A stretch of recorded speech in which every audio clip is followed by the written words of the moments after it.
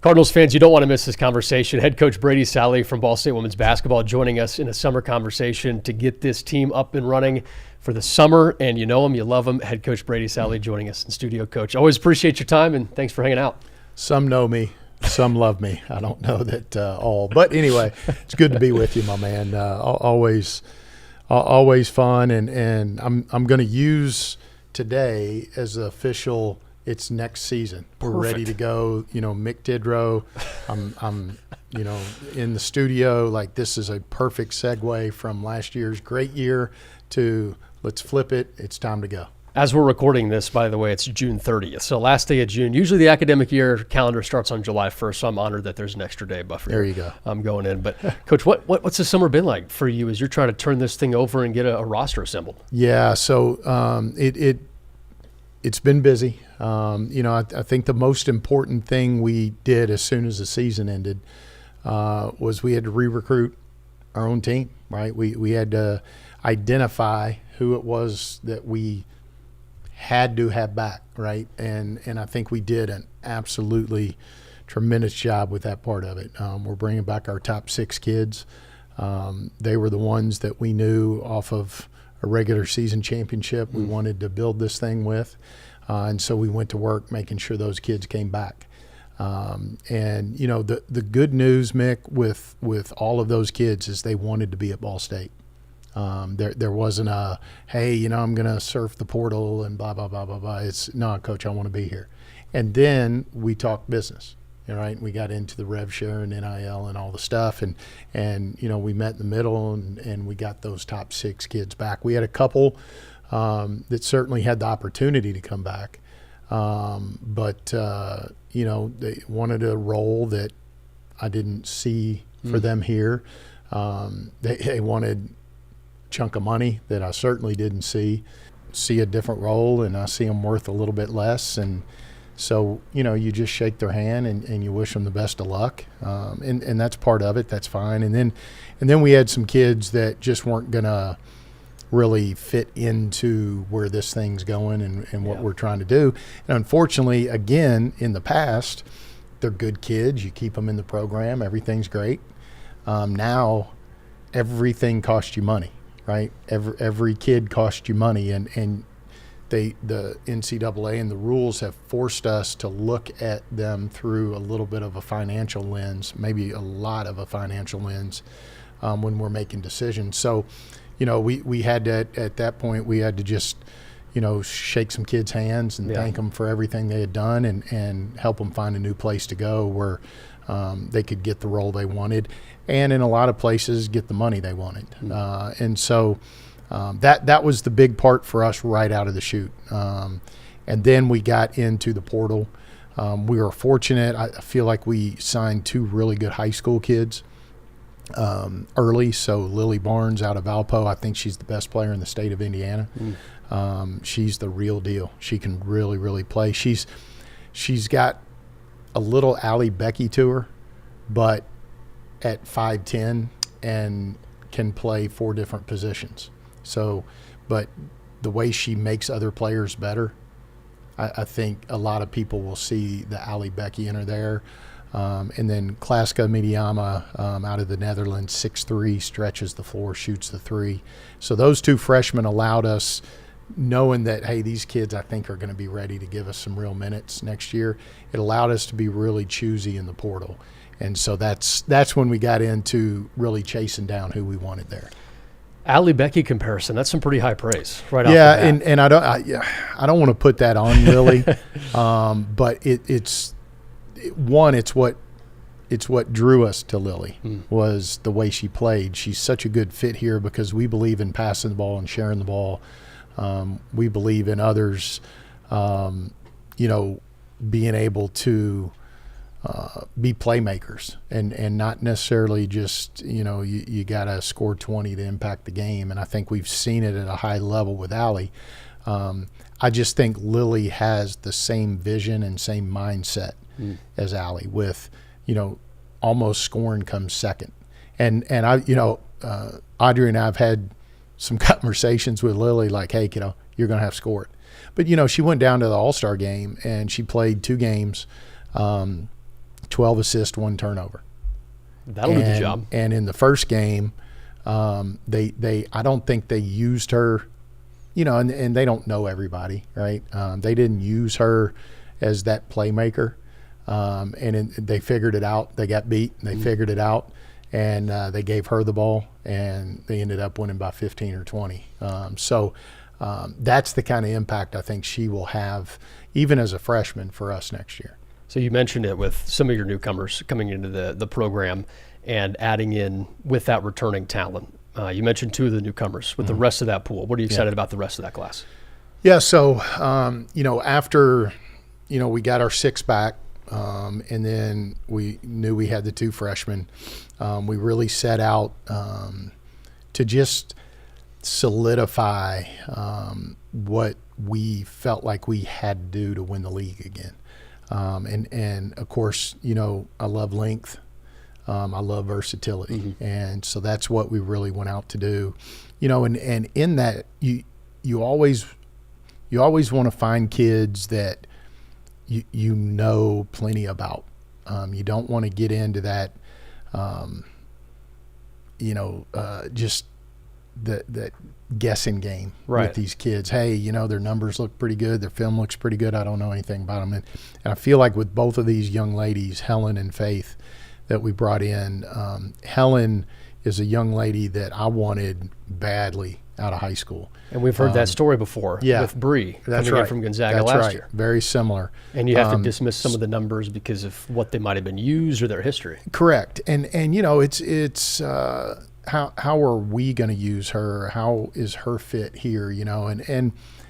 She had chances. She had a lot of P4 chances out of high school. Went to Michigan State. Wasn't a great fit, and she'll tell you that. Came out of Michigan State and went to the beach, man. Went to San Diego. Like, nobody can fault her for that. It was a train wreck out there for her. I don't know much about the program, but it was just not good. And so this time, I think she knew what we could do for her. She needs us as coaches as much as we need her as a player. And I think it's hopefully going to be a very similar story to Bree's, where Bree got an opportunity to really play and not just be stuffed into a box and said, okay, here's what you're going to do. And that's kind of our system. And then Faith was a young lady. I love the program she's coming from in Duquesne. I think very similar to ours. Had a year where, they lost a really dynamic point guard 2 years ago, and took a little bit of a step back, but Faith's role there continued to evolve, and she's had some big games. And, I think letting her play in some freedom like we play, I think is going to be great for her. But again, both big, long, athletic, versatile. I hate to even give them a position, right? Because we're just going to play them everywhere. So I really we are like legit 10 deep.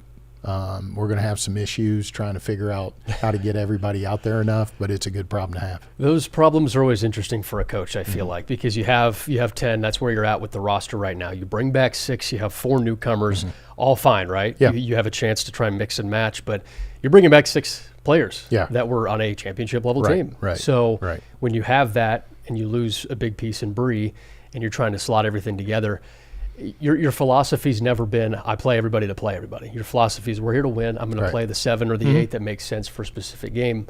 When you get all 10 of these players in on day one coming up in a few weeks, how do you want to attack that balance? I think probably early in my career, I'd have a big plan, and this is. I love where this is going already. I would say, okay, like, here's this kid and this kid, and this is the way this is all going to work.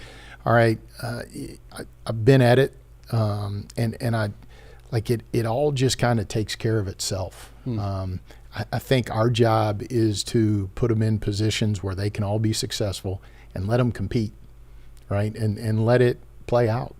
Not have a prescription for this is the way it's going to look this year. Because as good as we were last year, why shouldn't we think about being better, right? So if I would have had my mind made up before last year, Tessa probably plays 10 minutes a game all year. Well, that's a wild thing. Yeah, that would have been crazy, Yeah. And now she's first team all league kid, and I mean, I would think everybody's sitting around thinking, man, this kid could be player of the year, right? I mean, she's that dominant. Grace Kingery, right, comes on and just really elevates her game, becomes more than a shooter, which we had promised her when we recruited her, right? You look at the growth Carson Norman had at the point guard position. I mean, just like almost two different humans from the beginning of the year to the end. So I'm really excited about her next steps. And then, the freshies, right? You've got a niece who had a tremendous year and is still figuring it out. Zen, again, tremendous year, still figuring it out. You're starting to see the weight room pay off for those kids. Gigi, after a year, under her belt, you just love what's coming back, the experiences that those kids are having. And they all are just great culture kids, and that's so important to us. One thing that you talked about a little bit was just a roster construction standpoint with all those players coming back, the newcomers in as well. The fact that there's only 10 on the roster, it's a different world right now with having a different amount of players on a roster. Right. But you want to have the exact right amount of players. You want to have the right players, period, on that roster. What's the balance of, okay, we're good, we don't need to add more, versus, okay, let's go out and add a couple more if we need to? Well, I look at it this way. You may own a house with a 5-car garage, but you may only be able to own 3 cars, right? You don't have to fill the garage necessarily, right? Okay. We just, in this day and age, you've got a checkbook, right? And it's no different than your house or my house or, anybody's budgets that they're trying to live with, and they're trying to make the best decisions they can. Yeah. Unfortunately, our checkbook has a bottom line, right? And so I've got to be responsible to that. But then I also have to put a championship level team out on the floor because that's the expectations in our program now. So, it's a balancing act. I don't think you will see us ever get close to carrying 15 again, even though we could. But we've got to now think more about 10, 11, maybe 12 kids, really, really leaning on our male practice squad, which allows us to work out every day against, so that's different for us than it is the men, right? The men have a little bit more of a need for some numbers probably. And then, we haven't done this for a long time, but I wouldn't be surprised if we don't start having a couple walk-ons a year. I think this year I could see us maybe having one. Hopefully, there's a kid from another program within Ball State's doors that has shown some interest, and I would, again, would love when her season is over, because she's just a great kid and competitor and all the good stuff. So I'm trying to piece together when you say when their season's over. Okay. Yeah, I'm just trying to piece together. Yeah, I'll leave it at that. But so I think you've got to look at a little bit of, for us, some unconventional ways to get your roster rounded out, because when you have a championship level team and you have championship level players, they come with a championship level price tag, and I would love to have a team full of Louis Vuittons, but maybe having 2 or 3 of those, and then a couple coaches, and then a couple that you buy from Target that get the job done as well. It's going to take all of that. Louis Vuitton, huh? Yeah, well, Have you been shopping recently? Well, now I'm not a Louis guy, as you can. I don't think it would look good on me, but I hear that's a big thing. So, yeah, I wrap my cash in a rubber band and stick it in my pocket. That's about as fancy as I get. The NIL cash? Yeah, anymore, all of it is. All right? of it, Yeah. all of it, yeah. You were talking about the returning from the freshman class last year with Anise and Zen and others and Gigi. The international class that came in, very impressive freshman year from all of them. And you talked about numbers with some of the players that are coming in, but when you look at those numbers from the freshmen, Gigi coming in off the bench as a point guard, Zen coming in hitting some really big shots, Anise doing everything, 8.7 rebounds, 6 assists. It was clinical. Right. It was clinical. How are those three going to impact this upcoming year for your team? No, I've said this forever. The biggest transformation you'll see in a player is between their freshman and sophomore year. Just because the experience that they gain in that first year. All Division I players, all college players work out in the summer. But when you have the knowledge of how you have to work out, the intensity you have to do it in, that's what you gain your freshman year. Yeah. Now, there's plenty of players that don't do that, and they fizzle out, right? I think these three in particular understand the experience they gain. They understand the level that the game has to be played at. So I think you're going to see huge strides in their game. So I'm thrilled about that. But then you look back and you look at the years they had, right? You start with Gigi, invaluable minutes, playing with Carson at that point guard position. Not easy for a freshman. And so just her comfort level with that position and this level is going to be huge for her in year two. She is a fierce competitor, and you got to be at that position, especially here. You look at Zen. Zen as a freshman was fearless. Sometimes in a head-scratching way. But I'd much rather have players like that they, we'll go learn and film. Go full throttle. Yeah, let's go. Don't be scared. And physical, tough, strong, all the stuff, right? She looked like a junior or senior out there physically. So now in year two, I think with Zen, a couple things happened. One, she fell in love with Ball State and this program and college basketball, and she wants to be back. Like, even though she's playing U20s right now and over in Europe, and we're really thrilled for her. But that part of it is just being able to play her in so many different places. She's got a huge opportunity with Bree going out the door to kind of take on not Bree's role necessarily, but fill that void. And then, of course, Anise, all freshman, all defensive team, the impact she has on the defensive end, her athleticism, that Energizer Bunny type kid that just keeps coming and coming and coming. I think the thing that Anise discovered was in the system, how can I do what I do and impact winning? Right. And I think now with that knowledge and understanding what this level is, I think what those three kids are going to come back with is just going to be lights out. So we're counting on them to do exactly that, but I trust that they will.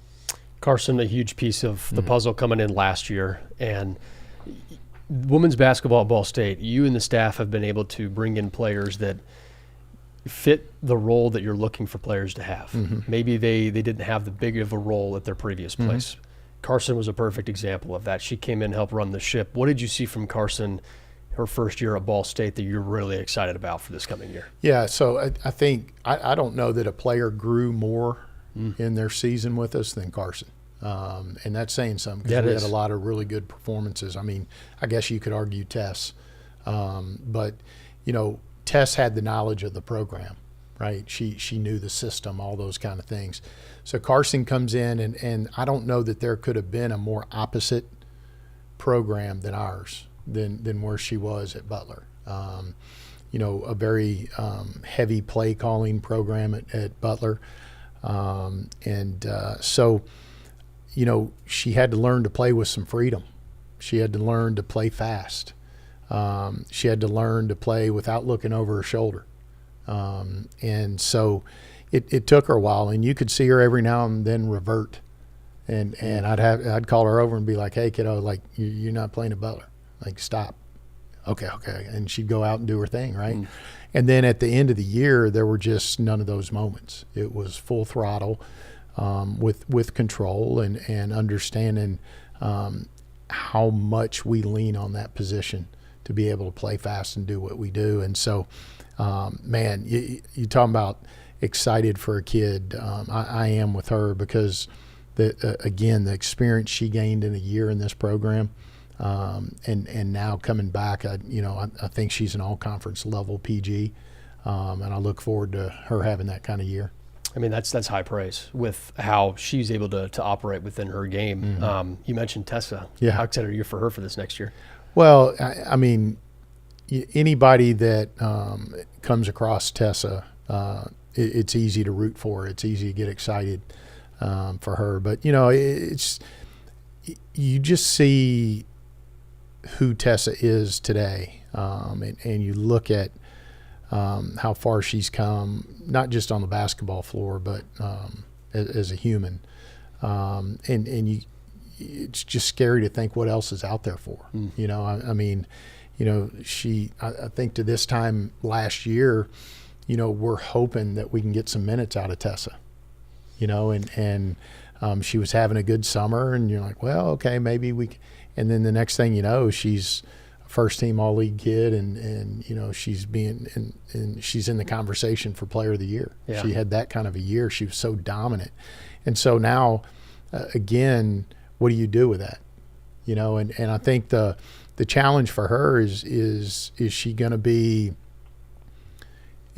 okay with what she did and just say, okay, I'll just go do that again? Mm-hmm.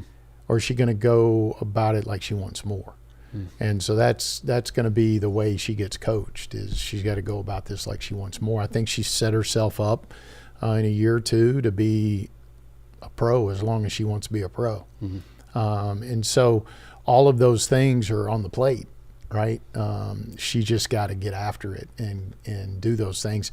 She's a worker. I don't worry about that at all. Like, she has been consistently in the gym and in the weight room all summer, even though we haven't been here officially yet. Yeah. And so, Tessa's going to be a big part of what this looks like. How many years does she have left? Because I know I'm trying to figure that out. Yeah, so officially 2. Okay. Now, so she does have more than one. Yes. Okay. And I just think she's going to have a decision to make at the end of this year whether to go pro or to take the last year in college. Mm. And so a lot of things will come into that, but we don't put the cart before the horse, I guess, and just let her enjoy what she's doing right now, and I think she certainly does. For sure, because I know when she transferred in, and then you have all the different things that have been going with the NCAA. You really didn't know where the standing stood for her. Well, and the crazy thing right now with this new rule, you're now 5 for 5, right? So all of a sudden, Carson was a senior. Mm. Well, Carson's got 2 years now. Now I've not had a conversation with Carson yet. Because you can opt into the old model or the new model. Correct. So, Helen transferring in. She transferred in. We thought we had her for 2. Well, now all of a sudden there's 3. Faith, same thing. Yeah. So all of it changes. Huge, right? Right. Changes 2028 recruiting. Right. So, you think about right now, on the books, Grace has 3 years left. How many threes is she going to hit? Good night. Watch out, Audrey. Yeah. Watch out, Mariah. Telma. Watch out. Bye-bye. Watch out, Telma. Yeah. But that's the exciting part for all these kids. But, you also, in this day and age, you don't assume that everybody's going to take advantage of it. Yeah, You know, that's so true. you just have conversations and like always, and what we try to do here, like we try to do what's right for the kid. Yeah. You know, and you know, some of them are going to want to take advantage of it, and they'll walk out of here with a master's and everything's great. Some of them are going to want to graduate early and go get a master's somewhere else because of whatever they want to study. Okay, we're in the business of providing experiences for kids, and you know, we're not in the business of telling them how to think or anything. We can certainly lead them to water. But really, you have to enable them. And so if that's 5 years with us, if that's 3 years with us, if that's 1 year with us, let's go.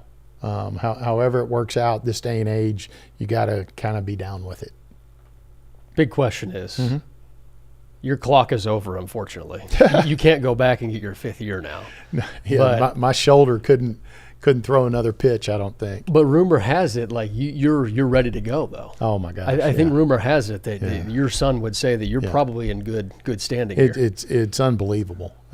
You know, so what Mick is alluding to right now for everybody out there is I've stumbled into the weight room this summer and literally stumbled out quite often. But yeah, it's been great time with my boy in the mornings, going and getting work in, and it's been a lot of fun that way. But it's fun to pretend like you're really getting back in shape.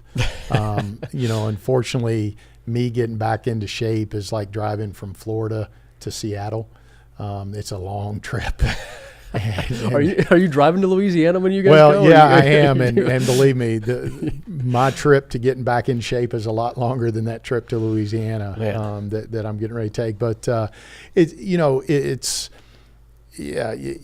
anybody out there, right? You just start doing that, and you feel better. And I'm still walking like I'm probably 90, but maybe I used to walk like I was 95, so it's helping a little bit. But no, it's been great. The best part for me, though, honestly, is the hour and 15 minutes in the mornings I spend with Drew in that weight room. And he's been, you know, a lot of kids his age, I guess, would maybe not want to go work out with Dad, you know, because there's some coolness points and all the stuff. And, I mean, you're a cool guy. I You think give so. yourself some credit. I tell him that every day, Yeah. but he has been great.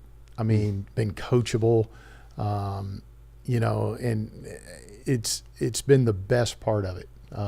You know, whether I ever see a muscle on my body again or not, just that time is I'll never get it back, and I am soaking it up, and it's been great. 100%. No, I'm glad that you're enjoying it. Well, enjoy's a strong word. Enjoying I'm the time. enjoying the time Enjoying with the him. time. Yeah, Yes, thank you. we'll dissect it and differentiate the situation. Want to go back to the 5 and 5. Yeah. Just your opinions, your thoughts. How does that impact everything?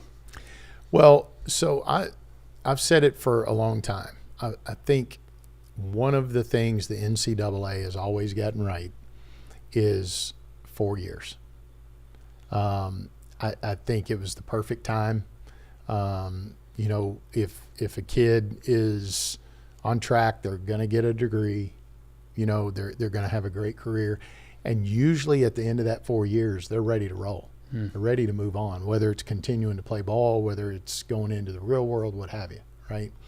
I don't know that my feelings have changed on that. I still think 4 years is about right. But you know, I think a lot of things happen in the course of a college career, right? I think they're trying to simplify this, and you know, there's so many waivers out there now. Right. You know, well, I had a hangnail on, you know, whatever, so I want to play quarterback at Vanderbilt for the 13th year. You know, so there's a lot of ridiculousness to it all. And you know, when lawyers get involved, it becomes more ridiculous. And then judges get involved that, you know, are wearing a Tennessee polo under their robe, and all of a sudden they're making decisions that are supposed to be on the up and up. Whatever it may be, it's just a bunch of craziness, right? So I think they're trying to simplify that, so I understand that. I don't know that it's the best thing, but it is a thing. And so where it will benefit the kids we currently have in the program, I think it's great. Right. If they want it. I think we'll have some that say, you know what, at the end, when I get my degree, I'm good. And I just think we've got to be okay with all of it, right? And that's the time and age we're in right now. It's like whatever they want, okay, that's fine. And you can't get too up in arms about any of it anymore. It's just you've got to collect a group, and man, you got to pour into them for that year and get what you can out of them. And like last year, these kids wanted to come back to Ball State, and they had, believe me when I tell you, they had plenty of people calling, right? And so that's the way you just got to go about your business now. Yeah, and I think that's a well stated, because you look at how different teams will approach it. You'll have the year by year, you'll have the 4-year track, you'll have junior college 2 years come in, you'll have 3 years of NCAA Division I experience opportunity now. It does change the feeling of, is it freshman, sophomore, junior, senior, 5th year? Is it first year, second year, third year? I'm always curious about what that's going to look like. Is it going to change the whole dynamic of, all right, we're not calling kids sophomores anymore? Right. Is it second years? And I know that's just logistics. Sure. But I think you're looking at a different situation, and it's just intriguing. So I appreciate sharing thoughts. Yeah, I mean, you'll have some that are, they just say, hey, I want an undergrad. And I'm going to take 5 years and I'm going to get my degree. Okay, and then you'll have others that want to get a master's in that 5 years. So they're going to graduate in 3 and get. I was just about to say, you might see more 3-year, 2-year splits. So what in the world? I mean, so now, like for your job, right, you're calling a game. Hey, this sophomore, blah, blah, blah, blah. Was it a sophomore with 4 years left, or is it a sophomore with 3 years left, or is it a true sophomore? Is it or the third year sophomore? Like, what in the world? So right. Whatever it's listed on the website, that's what I usually say. So it comes from you. Here's my thing. I think in all of these questions, I think we should just ask Jay Billis, because he seems to have an opinion on all of this in college athletics more than anybody, and he is. He's a lot like me. He's always right. So you just leave it at that. But I think he would have the answer for all of it. Awesome. No, I think it's a good take. I appreciate your input on that, because it's a big conversation, talking point, and it's going to impact basketball substantially. Yeah. Especially with this. Yeah, every sport, right? Yeah. For sure. So, all right, last one for you. When you look at what you want these summer workouts to be for your team, you got returners, you got newcomers. Ultimately, what do you want the summer to be before you get to that first game this year? Yeah, again, maybe this is my age showing a little bit. I don't want to overdo it too early. I think there should be a healthy level of exuberance going into these workouts, but you don't go win games on July the 12th, right? But I do think you could certainly lose them on July the 12th. So what's the balance then? Well, I think like always, you've got to step back and, I want to put this offense in, and I want to practice for this, and I want to blah, blah, blah, blah, blah, blah. Okay, it's a long year, man. You got to be able to get to March and still have your legs under you. Yeah. Right? And so I think like always, the balance is what's best for the players, right? Okay, so we didn't quite get to this today. We're fine, right? So, again, I just think that the big thing for me is what you want to do is be able to have this team start defining who they're going to be this summer. And it's baby steps. It's, little by little. It doesn't have to happen in day one. Last year's team, for instance, they took advantage of the summer. They hung out. They became close. We didn't have to do any, of the mumbo jumbo, like psychological, like, hey, this is how we team build and all the baloney. They did it organically. And you return a lot of those players. Right. And so, but every team's different. Yeah. Maybe we'll have to do some of that stuff this year. I don't know. But last year's team just bought into each other, and it started in the summer. So I think that's them being here, and really, it'll be us. It'll be the men's basketball team. It'll be a few of the football guys. Some of the fall sports start rolling in. But really, they're just isolated. And so it's a great time for them to kind of set their path a little bit. Say, hey, this is what we're going to be about. We've got to, because we have 6 kids coming back, we've got to eliminate last year we ... So this year we're going to, it's got to be this year, here's what we're going to do. And every team, I think, has got to be a little bit different. So, the work we do on the court will be important, but it won't be everything. The work we do in the weight room will be probably way more important than what we do on the court, at least early on. And then we've got 3 kids playing in U20s over in Europe, so they'll be a little bit late arriving. We've got a couple leaving for a week because there's a wedding in Hawaii of all. So who wouldn't want to do that? So are you going? Or well, I offered to officiate. I offered to be the ring bearer, whatever they needed. But Tessa's brother very cool is getting married over there. Cool. So it's. I just think this is such an intense and long season that if you start all that too early, man, you got a chance to hit a wall. And so we try not to do that. But there'll be some work getting put in. There's no doubt about it. Can't wait to see what it looks like. You and me both. Yeah, let's go. Yeah. Let's get after it. Appreciate you as always, Coach. Thank you for joining us, and we'll see this team on the floor really soon. It'll be here before we know it. Thanks, Mick. Hopefully the schedule drops out at some point soon. I know you're working on some details, but still trying to get one scheduled up. But man, we've got a great one. We've got a lot of really, really good teams coming in here. And we're going to play in a lot of really. So it's maybe our most, maybe the biggest bite we've ever we've ever chewed. It's a big one. But that's where we are, and those are the people that are willing to play. Awesome. Well, keep your eyes peeled, everybody. BallStateSports.com. Check out Ball State WBB on social accounts. Schedule a drop at some point. Coach, can't wait. Thank you. All right, my man. Always good talking to you. Thanks.